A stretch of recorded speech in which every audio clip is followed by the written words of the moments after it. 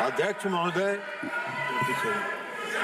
मत्स्य पालन, पशुपालन और डेयरी विभाग के मंत्रालय के अनुदान के मांगों पर 37 माननीय सदस्यों ने चर्चा में भाग लिया। मैं सबों का धन्यवाद करता हूं और उनको आश्वस्त करता हूं कि जो भी उन्होंने सकारात्मक सुझाव मंत्रालय के कार्यकलाप को बढ़ाने के लिए उन्होंने सकारात्मक सुझाव दिए हैं, उसका ध्यान रखा जाएगा। मुख्य तौर पर माननीय सदस्यों ने जो चर्चा में भाग लिया, उसमें अधिकांश माननीय सदस्यों ने अपने अपने राज्यों में मत्स्य के क्षेत्र में किए गए कार्यों पर और उनकी समस्याओं की ओर ध्यान आकृष्ट किया। मैं कुछ पहले उनके कई राज्यों की जो मांग रही है उसके बारे में मैं बता देना चाहता हूँ। महोदय, पश्चिम बंगाल में ब्लू रिवॉल्यूशन स्कीम के तहत 41.44 करोड़ के प्रोजेक्ट अप्रूव कर दिए गए थे और उसका आधा 27.20 करोड़ जो उसका आधा हिस्सा केंद्र सरकार का है, वो पश्चिम बंगाल की सरकार को जारी कर दिया गया। अब जहां तक प्रधानमंत्री मत्स्य संपदा योजना की चर्चा माननीय सदस्य ने की, मैं उनको बताना चाहता हूं कि प्रधानमंत्री मत्स्य संपदा योजना 2020 में शुरू की गई और बंगाल की सरकार ने, पश्चिम बंगाल की सरकार ने 2020-21 और 21-22 में इस योजना का लाभ उठाने से इनकार कर दिया। उसके कारण उनको लाभ नहीं मिल पाया। अब उन्होंने इसके महत्व को समझा और इसके महत्व को समझकर अब उन्होंने इसको स्वीकार किया। केंद्र सरकार जो भी केंद्र सरकार की हिस्सेदारी है, पश्चिम बंगाल सरकार को मदद करेगी। आदरणीय प्रधानमंत्री नरेंद्र मोदी जी किसी भी राज्य के साथ कोई भेदभाव नहीं करते हैं। समग्र देश के विकास और समग्र राज्य के विकास की ओर उनका ध्यान केंद्रित होता है। तो इसलिए ये मैं आपको बता देना चाहता हूं। उसके अलावा मैं बताना चाहता हूं कि वेटरनरी के लिए MBU की बात हुई। पश्चिम बंगाल में 218 MBU यूनिट चलाने के लिए पहली किस्त 674.78 लाख ये जारी कर दिया गया है और उसका लाभ पश्चिम बंगाल सरकार उठा रही है। महोदय, यहाँ चर्चा हुई कि अमेरिका ने झींगा के आयात को, जो हिंदुस्तान उसका निर्यात कर रहा था, अमेरिका ने झींगा के आयात को बंद कर दिया, जो पूर्णतः सही नहीं है। महोदय, श्रिम्प एक्सपोर्ट के बैन लगाने की बात है। यह उल्लेखनीय है कि केवल समुद्र से पकड़े जाने वाले श्रिम्प, जो कि मात्र 10% है, उस पर अमेरिका की सरकार ने बैन किया है और जो इनलैंड और एक्वाकल्चर के माध्यम से श्रिम्प का उत्पादन हो रहा है, वो आज की तारीख में भी अमेरिका में निर्यात किया जा रहा है। यह हम आपको बता देना चाहते हैं। केरला के बारे में कई माननीय सदस्यों ने चर्चा की। केरला में अब तक 1385.82 करोड़ फिशिंग प्रोजेक्ट्स के लिए 10 वर्षों में सिर्फ केरला राज्य में स्वीकृत किए गए हैं। ये हम आपको बता देना चाहते हैं अध्यक्ष महोदय। और इस पैसे से fishing harbour, artificial deep sea fishing vessels और 700 cage culture, ornamental fisheries, RAS के 646 सिस्टम और बायोफ्लॉक यूनिट्स भी स्वीकृत किए गए हैं। ये हम आपको बता देना चाहते हैं। इसके अलावा आंध्र प्रदेश के बारे में भी कई माननीय सदस्यों ने चर्चा की। आंध्र प्रदेश में प्रधानमंत्री मत्स्य संपदा योजना में सबसे ज्यादा अगर देश में किसी भी राज्य में प्रधानमंत्री मत्स्य संपदा योजना की योजनाएं स्वीकृत की गई है तो वो आंध्र प्रदेश में ये योजनाएं स्वीकृत की गई हैं। इसके अलावा अध्यक्ष महोदय, हम बताना चाहते हैं नॉर्थ ईस्ट में भी, चूंकि नॉर्थ ईस्ट में पिछले 10 सालों में 1853 करोड़ से अधिक के प्रोजेक्ट अप्रूव किए गए हैं अकेले नॉर्थ ईस्ट के राज्यों में। उसके अलावा अरविंद सावंत जी ने, शिवसेना के साथी जो हैं, उन्होंने कहा कि अरविंद सावंत जी ने बताया कि महाराष्ट्र में जो मत्स्य उत्पादन का जो क्षेत्र है उसमें कई समस्याएं हैं। मैं उनको बताना चाहता हूं कि पिछले 10 सालों में महाराष्ट्र में 18 हार्बर एवं फिशिंग लैंडिंग सेक्टर में 1482.10 करोड़ की लागत से महाराष्ट्र में सिर्फ अनुमोदित किया गया है। इसलिए इसके अलावा और भी कई योजनाएं वहां स्वीकृत की गई है। इसके अलावा और भी एक माननीय सदस्य ने चर्चा की कि पशुओं की संख्या कम हो रही है। मैं उनको बताना चाहता हूं कि 2012 और 19 गायों की संख्या 2012 और 2019 में गायों की संख्या 19.90 करोड़ से बढ़कर अब 19.3 करोड़ हो गई है, जो बढ़ोतरी है, संख्या घटी नहीं है। वर्ष 2012 और 19 के बीच 108 करोड़ 10.8 करोड़ से बढ़कर 11 करोड़ हो गई है। यह भी मैं उसको बताना चाहता हूं। इसलिए पशुओं की संख्या बढ़ी है, घटी नहीं है। कई सदस्यों, माननीय सदस्यों ने श्रीलंका के साथ जो मछली मारने के समय में विवाद होता है उसके बारे में हम उनको बताना चाहते हैं कि हाँ, ऐसा होता है। कई बार जो हमारे मछुआरे श्रीलंका की सीमा में चले जाते हैं, श्रीलंका के मछुआरे हमारे सीमा में चले आते हैं, तो इसके लिए विदेश मंत्रालय के अधीन श्रीलंका सरकार और विदेश मंत्रालय के बीच एक ज्वाइंट वर्किंग ग्रुप बना हुआ है जो समय समय पर उस पर विचार करते हैं और उनकी समस्याओं का निदान करते हैं। लेकिन इसके अलावा अध्यक्ष महोदय, हम आपको ये बताना चाहते हैं कि अब बोट में इसरो की मदद से ट्रांसपॉन्डर लगाया गया है। उसकी बाद में हम चर्चा करेंगे, जब हम अन्य बातों की चर्चा करेंगे तो ट्रांसपॉन्डर के में क्या-क्या सी सुविधाएं मछुआ भाइयों को और जो मछली उत्पादन के साथ लगे लोग हैं उनको क्या-क्या सुविधाएं दी गई हैं, जिसका लाभ अगर वो उठाएंगे तो इस तरह की समस्याओं से हम निजात पा सकते हैं। अब अध्यक्ष महोदय, हम बताना चाहते हैं कि आज चर्चा हो रही है मत्स्य उत्पादन, पशु पालन और डेयरी के क्षेत्र में। आदरणीय प्रधानमंत्री नरेंद्र मोदी जी का यह संकल्प है कि हम विकसित भारत का निर्माण करेंगे, आत्मनिर्भर भारत का निर्माण करेंगे और इस अकेले मत्स्य उत्पादन के साथ लगभग 2.8 करोड़ लोग इस मत्स्य उत्पादन के साथ जुड़े हैं और इसलिए प्रधानमंत्री जी नरेंद्र मोदी जी ने प्रधानमंत्री मत्स्य संपदा योजना को चलाकर जो मछली उत्पादन के क्षेत्र में जो प्रगति पिछले 10 वर्षों में उन्होंने किया है, वो इस बात का संकल्प है कि वो संकल्पित है कि देश के हर क्षेत्र को हम विकसित करेंगे, तभी हम आत्मनिर्भर भारत का निर्माण कर सकते हैं। महोदय, आज मत्स्य उत्पादन के क्षेत्र में भारत का स्थान पूरे दुनिया में दूसरा स्थान, सेकंड हम हैं पूरे फिशरी प्रोडक्शन के मामले में। महोदय, 2013-14 में, अब ये लोग बात तो बहुत लंबा करते हैं, लेकिन 2013-14 तक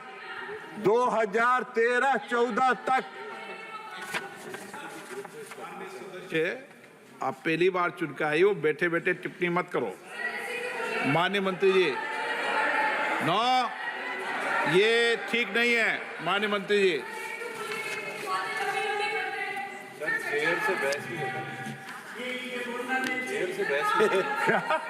माननीय मंत्री जी, अब ये चेयर से बहस नहीं कर सकती है।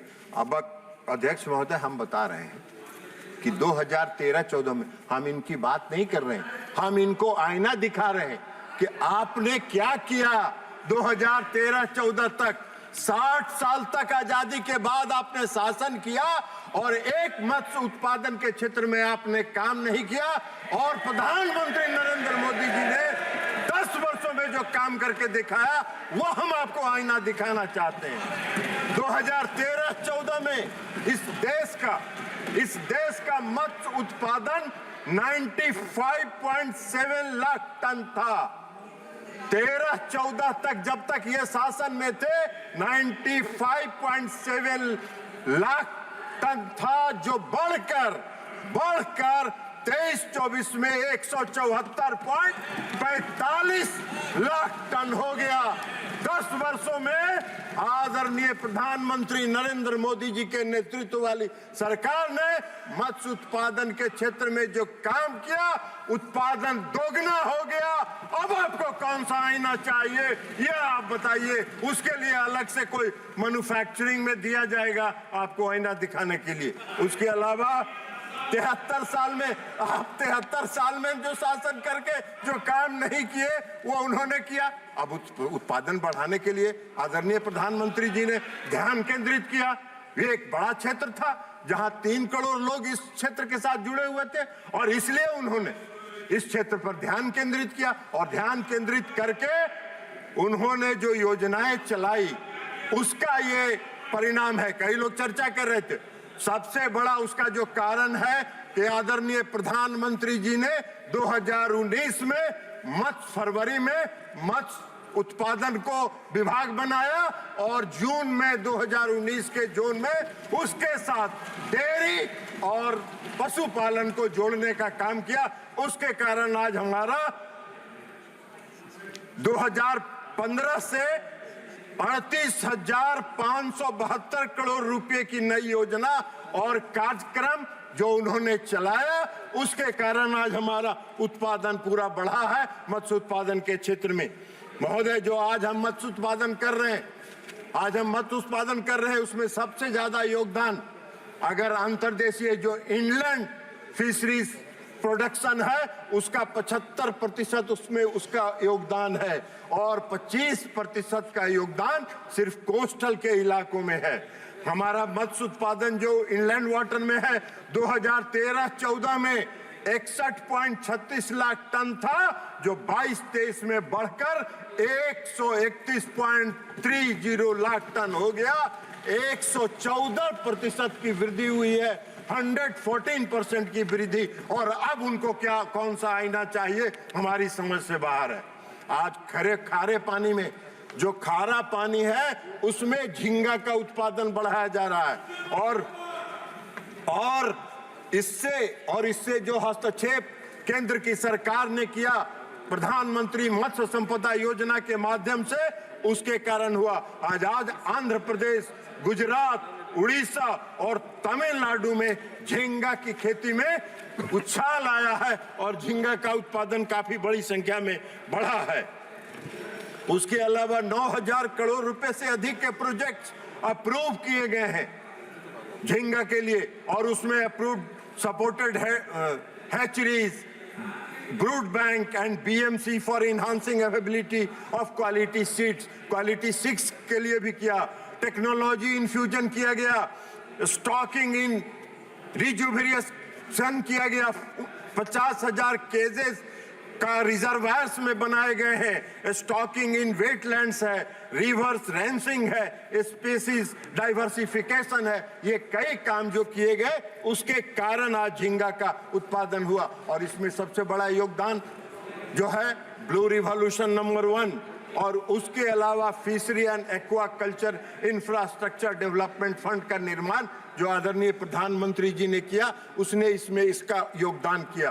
प्रधानमंत्री मत्स्य संपदा योजना, प्रधानमंत्री मत्स्य किसान समृद्धि सह योजना और किसान क्रेडिट कार्ड की फैसिलिटी जो फिशरी उत्पादन के साथ जुड़े हुए मछुआरे हैं, मत्स्य उत्पादन के साथ जुड़े हुए जो किसान हैं, उनके लिए किसान क्रेडिट कार्ड की जो उन्होंने सुविधा उपलब्ध कराई, उसने मछली के उत्पादन में उछाल लाने का काम किया। इन नीतिगत निर्णयों के कारण ही व्यापक पहुंच हुआ, लोग इसके साथ बड़ी संख्या में जुड़े और उसके जुड़ने के कारण फिशरी के सेक्टर में जो प्रोडक्शन बढ़ा, उसका आज ये है। और आज अध्यक्ष महोदय, हम आपको बताना चाहते हैं कि आज हम 60,000 से ज्यादा 60,000 करोड़ से ज्यादा का एक्सपोर्ट कर रहे हैं। उसमें 60,000 से ज्यादा करोड़ रुपए का आज हम मछली का उत्पादन ये निर्यात कर रहे हैं,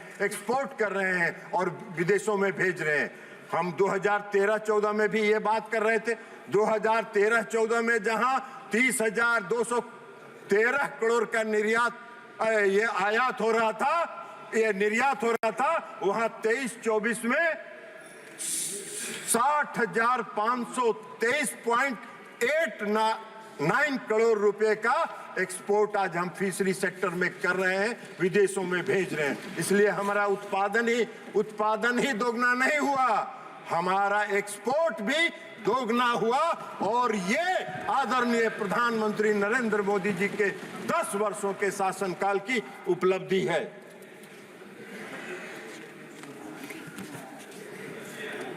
अब मैं बता रहा हूं अध्यक्ष महोदय कि fishery and aquaculture development fund का जो निर्माण हुआ, इसके तहत हमने इंफ्रास्ट्रक्चर को विकसित किया। 18-19 से 22-23 तक 7,522.48 करोड़, जिसे 2025-26 तक इस fisheries and aquaculture development fund के अवधि को 25-26 तक बढ़ा दिया गया और 7,522.8 करोड़ रुपए का इसमें प्रावधान है, जिसके आधार पर हम आगे बढ़ रहे हैं।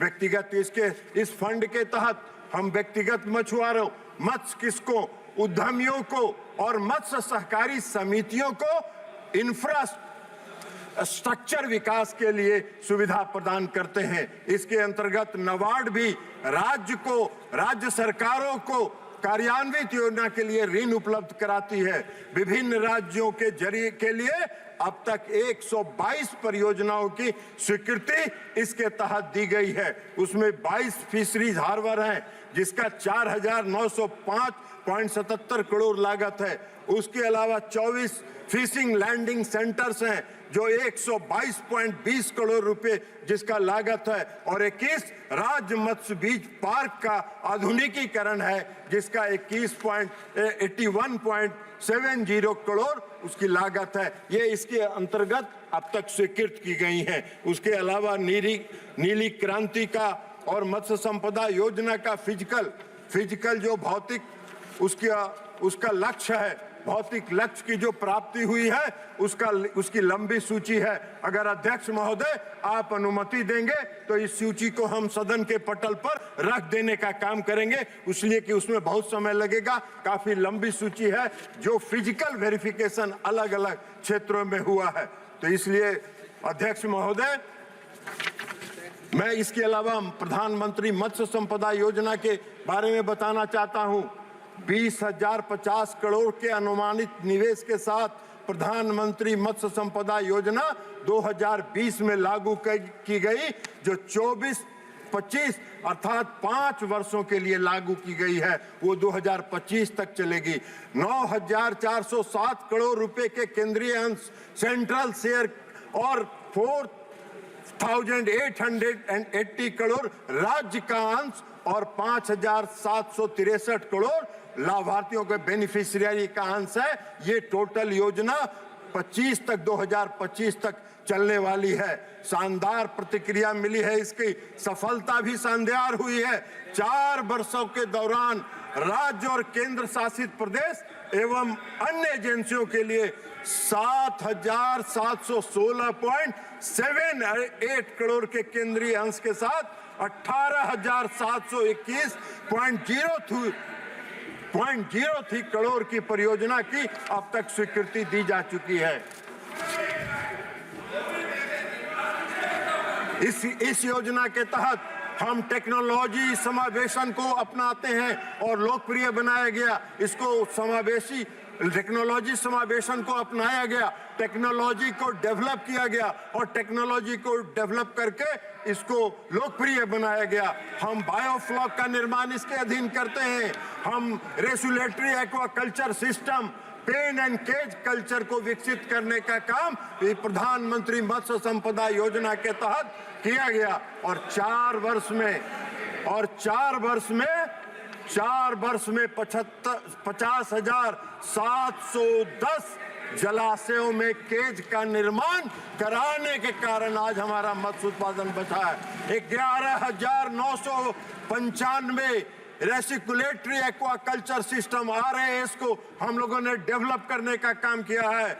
बायोफ्लॉक और पेन सी केजेस को की भी स्वीकृति दी गई, जिसमें उत्पादन और उत्पादकता को बढ़ाकर उसकी लागत को कम करने का काम प्रधानमंत्री मत्स्य संपदा योजना के तहत किया गया है। यूपी, कर्नाटक, केरला, महाराष्ट्र को RAS के कुल 86% इकाइयां प्राप्त हुई हैं। तो ये हमारी प्रधानमंत्री मत्स्य संपदा योजना की उपलब्धि है। मैंने जैसा पहले आग्रह किया, अध्यक्ष महोदय, अगर आप मेरा अनुरोध स्वीकार करेंगे तो मत्स्य संपदा योजना के तहत जो फिजिकल अचीवमेंट्स है उसको सदन के पटल पर रख देंगे। वो बहुत लंबी सूची है, तो आकि वो इसका पार्ट बन जाए, ये हमने आपसे आग्रह किया है। हमने अध्यक्ष महोदय पूरे मत्स्य उत्पादन को प्राथमिक व्यवसाय के रूप में विकसित करने का काम किया।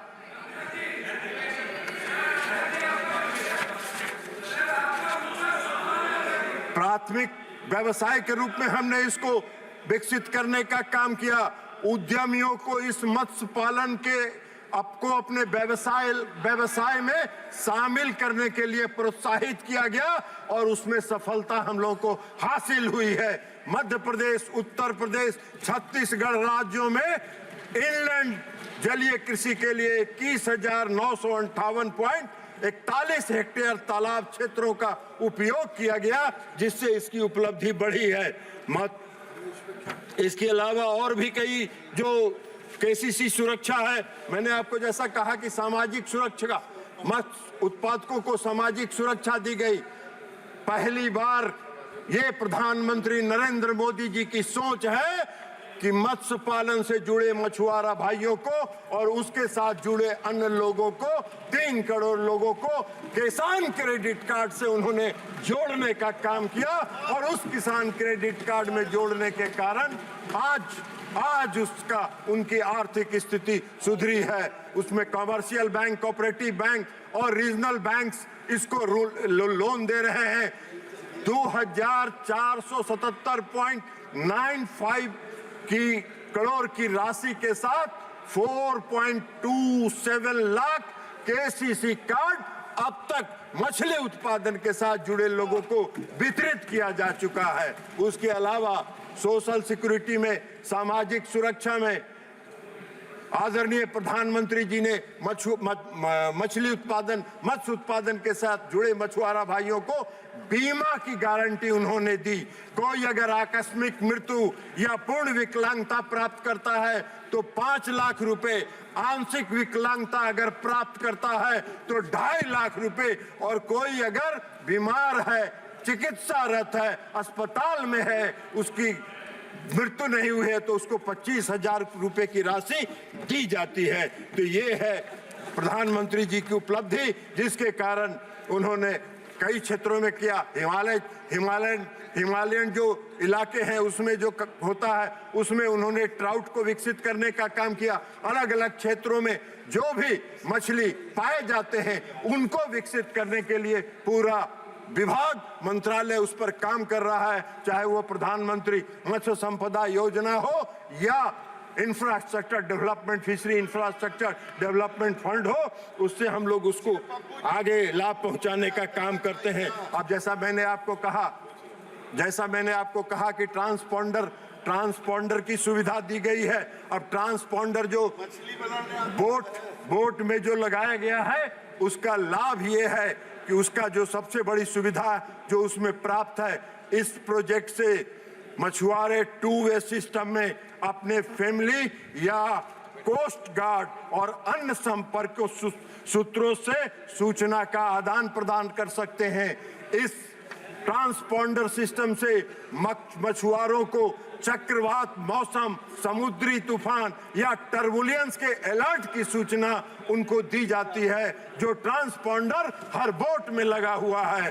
पोटेंशियल फिशिंग जोन, जहां पर मछलियां बहुतायत से पाई जाती हैं, ऐसे स्थलों की पूर्व सूचना रियल टाइम बेसिस में दी जाती है मछुआरे भाइयों को। ये ट्रांसपॉन्डर की सुविधा हर चीज में दी है। मछुआरे जब इंटरनेशनल मैरीटाइम बाउंड्री, जैसा मैंने पहले कहा कि श्रीलंका की सीमा में हमारे मछुआरे चले जाते हैं, तो मछुआरे जब international maritime boundary line cross करते हैं तो ऐसे समय में उन्हें उस बोट में ट्रांसपॉन्डर के माध्यम से ऑटोमेटिक अलर्ट जारी किया जाता है, ताकि वो ये समझ ले कि हम अपनी बाउंड्री को क्रॉस कर गए, मैरीटाइम बाउंड्री को क्रॉस कर गए हैं। और इसमें अगर लाभ होगा, उनकी ट्रेनिंग की भी व्यवस्था है, उनको प्रशिक्षित भी किया जा रहा है और उनको प्रशिक्षित करके उनके साथ उनको जोड़ा जा रहा है। अगर इसका लाभ हमारे मछुआरे भाई उठाएंगे तो हम नहीं समझते हैं कि वो मैरीटाइम बॉर्डर, जो इंटरनेशनल बॉर्डर है, उसको कभी क्रॉस कर पाएंगे। यह प्रोजेक्ट टेंडर के बाद 3 एजेंसी को दिया गया है और लगभग 1 लाख वेसल्स में अब तक लगाया जा चुका है। ये सुविधा दी गई है।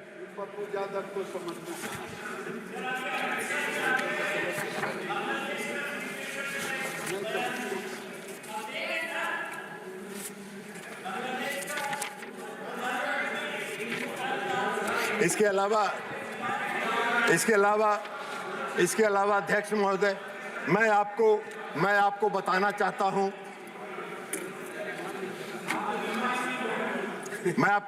चाहता हूं कि डेयरी और ये पशुपालन और डेयरी के साथ लगभग 9 करोड़ इस देश के लोग पशुपालन और डेयरी उत्पादन के साथ लगभग 9 करोड़ लोग जुड़े हुए हैं।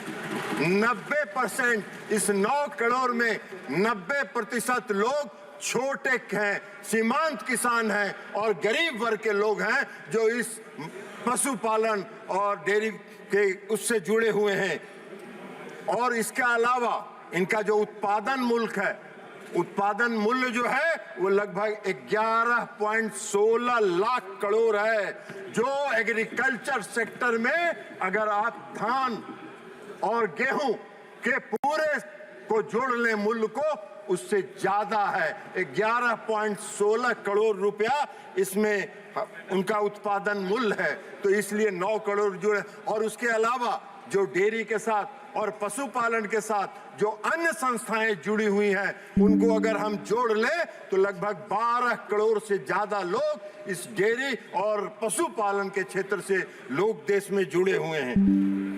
और कुल डेयरी का जो उपयोग का आकार है वो लगभग 17 लाख करोड़ है।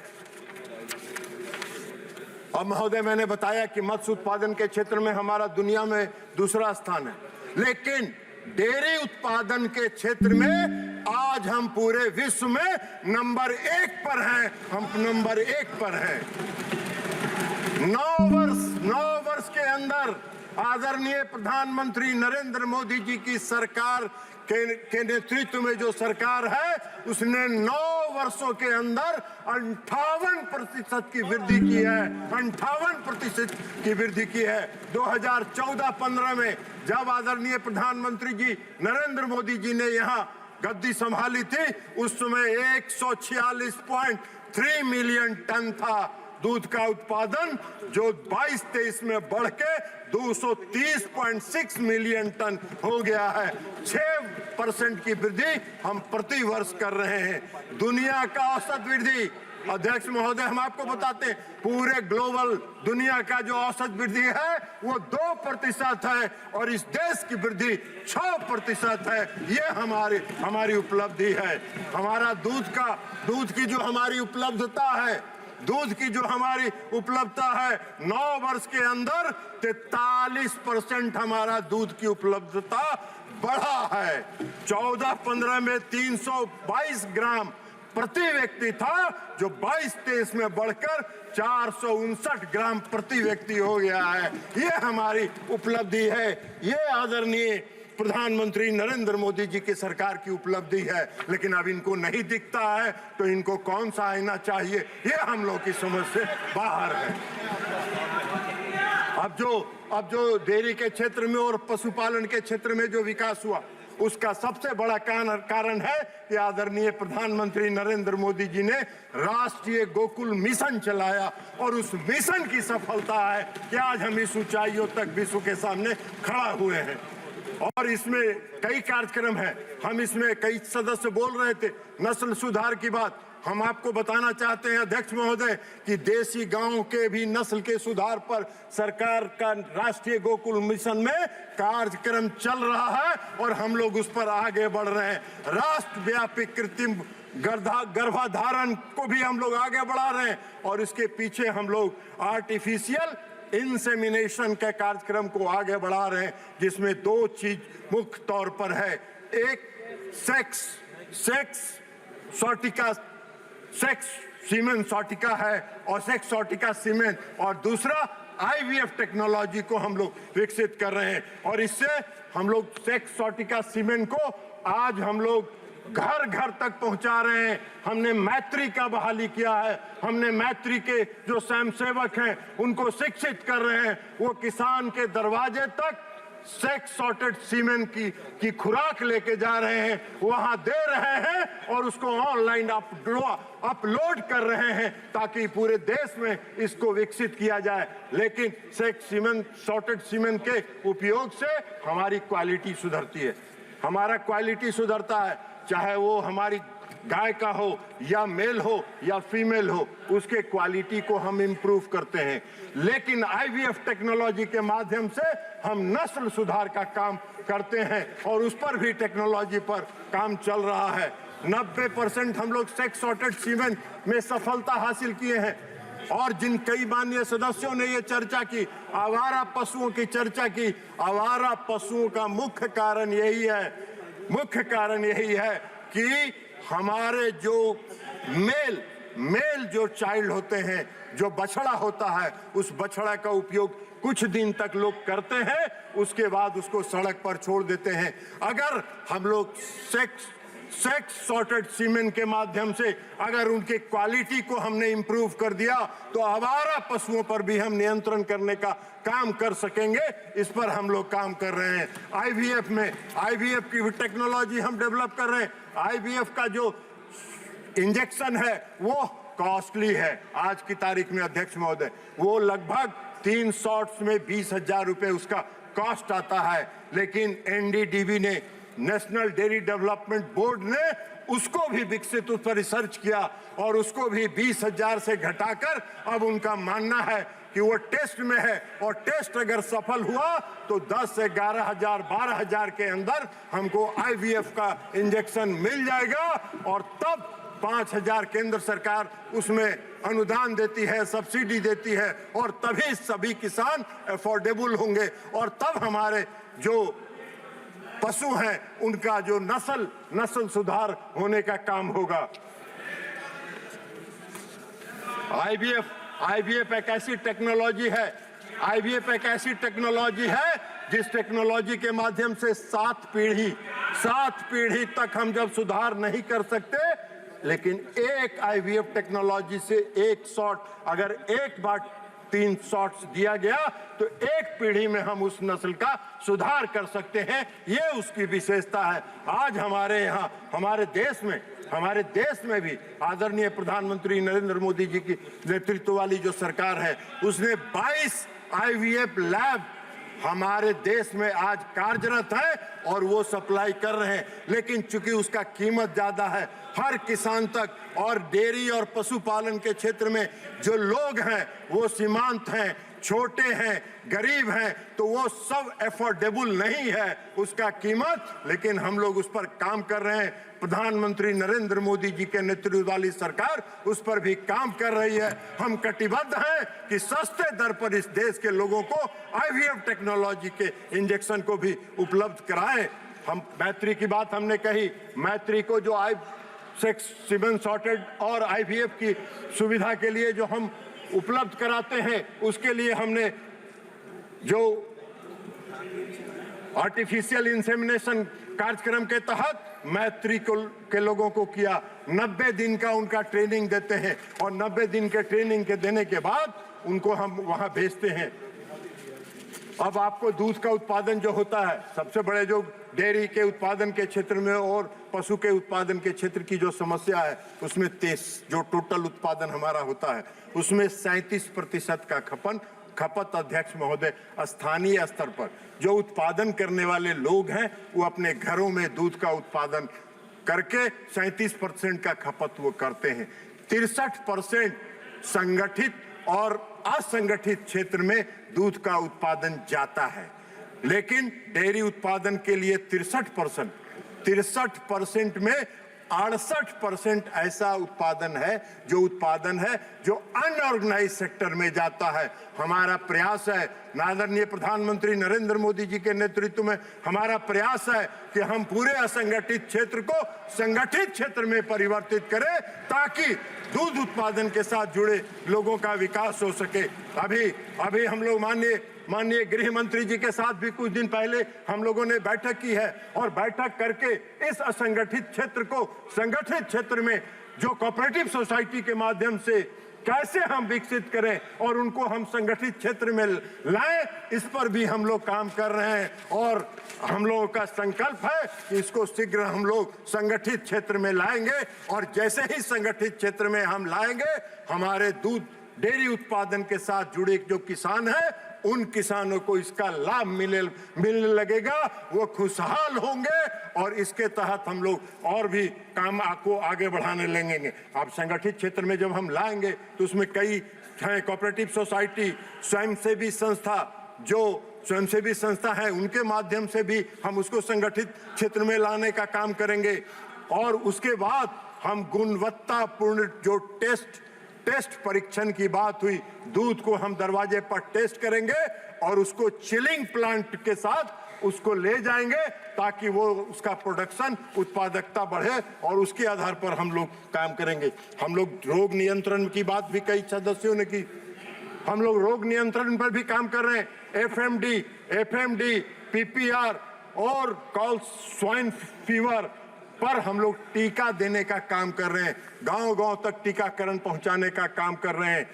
टीकाकरण में 100% केंद्रीय सहायता के साथ हम बीमारी रोग नियंत्रण के लिए टीकाकरण का काम कर रहे हैं।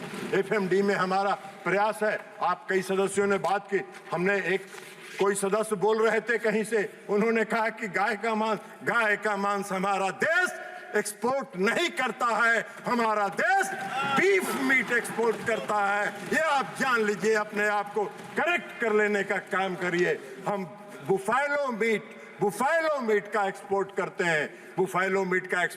हैं, गाय के मांस का नहीं उपयोग करते हैं। ये आप लोग करते हैं और अभी कई लोग चर्चा कर रहे थे, ये आपका धंधा है, हम लोग इस काम को नहीं करते हैं, नहीं तो चोरी छुपे भी कर रहे होंगे, आप समझिए। इसलिए हम लोग MVU मोबाइल वाहन भी हम दे रहे हैं लोगों को। हमारा 21-22 और 22-23 में 4,340 MVU वाहन आज हम विभिन्न राज्यों को दे चुके हैं। 21 राज्य में आज भी 3,165 MVU चालू स्थिति में है और इससे जो लाभान्वित किसान हुए हैं MVU की सुविधा के साथ, वो 41 लाख किसान इससे अब तक लाभान्वित हुए हैं और लाभान्वित पशुओं की संख्या 86 लाख है। 86 लाख पशु अब तक इससे लाभान्वित हो चुके हैं।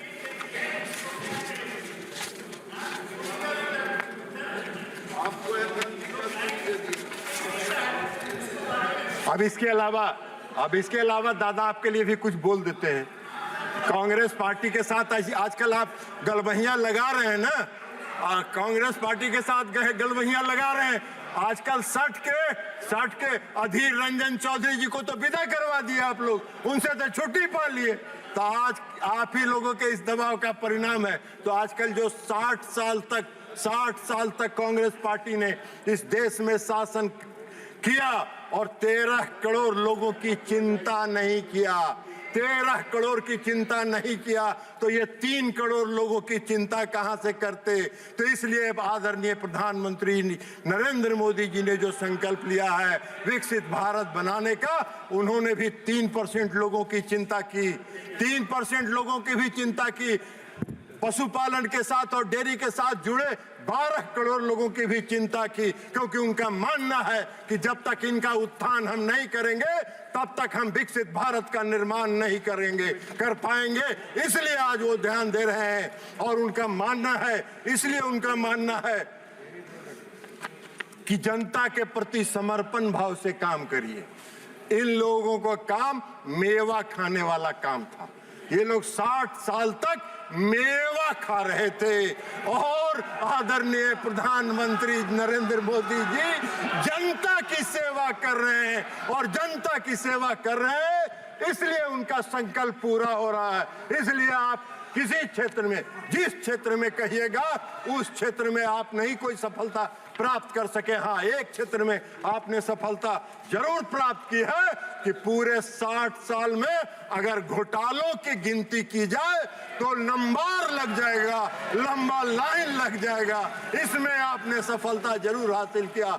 देश के विकास में आपकी कोई उपलब्धि नहीं है, देश के विकास में आपका कोई योगदान नहीं है। देश के विकास में अगर योगदान है तो यशस्वी प्रधानमंत्री नरेंद्र मोदी जी का, जिन्होंने 10 वर्षों में करके दिखा दिया कि समर्पण भाव के साथ, देश की सेवा के भाव के साथ अगर कोई भी काम का बीड़ा उठाया जाए तो उसको लक्ष्य तक पहुंचाया जा सकता है। और हम सबको विश्वास है कि विकसित भारत बनाने का, आत्मनिर्भर भारत बनाने का जो उनका संकल्प है, जिस संकल्प के साथ वो चल रहे हैं, अगले 5 साल में हम तीसरे नंबर पर आ जाएंगे आर्थिक स्थिति में और 2047 में हम विकसित राष्ट्र के साथ पूरे दुनिया के सामने सिर उठाकर खड़ा रहेंगे। आप भी पीछे से लाइन में लग जाइएगा हम लोगों के साथ, यही आग्रह और अपील करते हुए अध्यक्ष महोदय बहुत बहुत धन्यवाद, आपने अवसर दिया।